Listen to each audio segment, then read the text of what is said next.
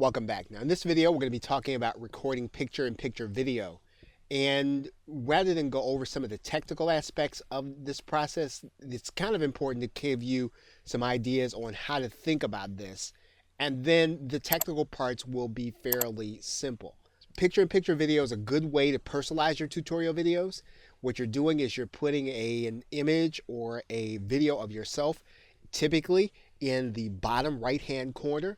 And so if you think about seeing a square of yourself, your entire background, and you really giving life to the video, this is a great way of personalizing a PowerPoint video or even sometimes a screen share video.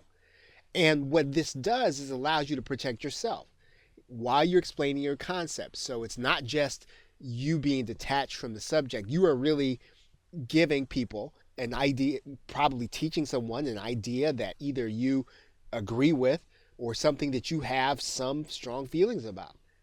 Now, you do want to be aware of where you're going to be on the screen. And one of the things we talked about in the main course is the fact that you can put this square, you can organize it any place. You can put it any place on the screen. You can arrange it at the top right, top left, any place that you want. However, if you're going to be recording PowerPoint, or even if you're going to be recording screen share videos, you need to be aware while you're recording of where the video is going to be. Unfortunately, you're not going to be able to see the square while you're recording. So if you know you're going to be in the bottom right hand corner, you want to leave that area open, whether or not you're doing PowerPoint, whether or not you were doing screen sharing.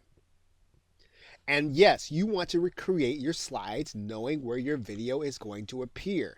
And this is especially going to be helpful because you don't want to go back and redo slides, or you don't want your video to overshadow the words. Remember, you're not using words to have people read, you're using words to enhance or bolster what it is you're trying to say in your video.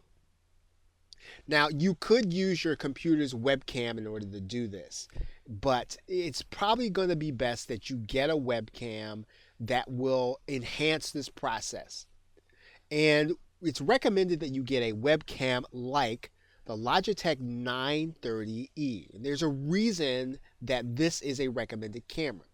It's probably going to be a little more expensive than your average webcam, but it renders at 1920 by 1080, which is high definition, and it really uses less of your computer's processing power. In other words, the resources of the webcam run inside of the webcam, as opposed to other cameras where the resources run on the computer. That's very important because it keeps you from having latency in your video. It keeps you from having a mismatch between what's happening in the video and people hearing your words. And this makes a very credible video and actually keeps people paying attention. You can see the Logitech 930 right here, and actually it doesn't look different than any other webcam. What's most important, and even if you can't get this particular camera, you don't like this one, you want to get one where the resources do not have to run on the PC.